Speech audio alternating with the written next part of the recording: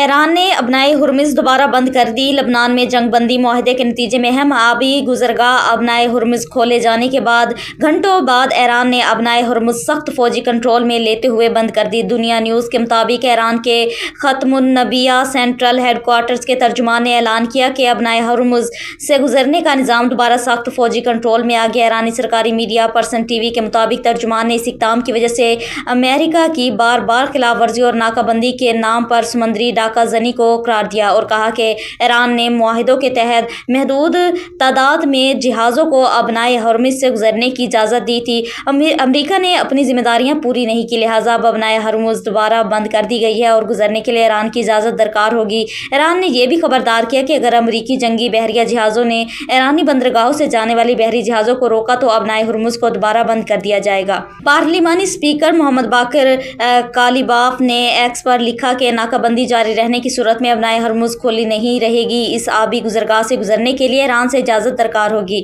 ان کا کہنا ہے کہ امریکی صدر نے 1 گھنٹے میں 7 دعوے کیے جو سارے جھوٹے تھے۔ یقینی طور پر مذاکرات بھی انہیں کچھ حاصل نہیں ہوگا۔ ناکہ بندی جاری رہنے کی صورت میں ابنائے ہرمز کھولا نہیں رہے گا۔ ایرانی وزارت خارجہ کی ترجمان اسماعیل بقائی نے کہا کہ ابنائے ہرمز کا کھولنا بند ہونا انٹرنیٹ پر نہیں ہوتا، اس کا فیصلہ میدان میں کیا جاتا ہے اور ہماری مسلح افواج یقینی طور پر جانتی ہے کہ دوسرے فریق کی کسی بھی کارروائی کے جواب میں کیسا برتاؤ کرنا ہے، جسے وہ بحری ناکہ بندی کہتے ہیں۔ ایران کی جانب سے یقینی طور پر اس کا مناسب جواب دیا جائے گا۔ بحری ناکہ بندی جنگ بندی کی خلاف ورزی ہے اور ایران یقینی طور پر ضروری اقدامات کرے گا۔ ایرانی وزارت دفاع کے مطابق ابنائے ہرمز میں آمد و رفت حملے نہ ہونے سے مشروب اور اس اہم تجارتی گزرگاہ تک رسائی کا انحصار جنگ بندی کی موجود صورتحال ہے۔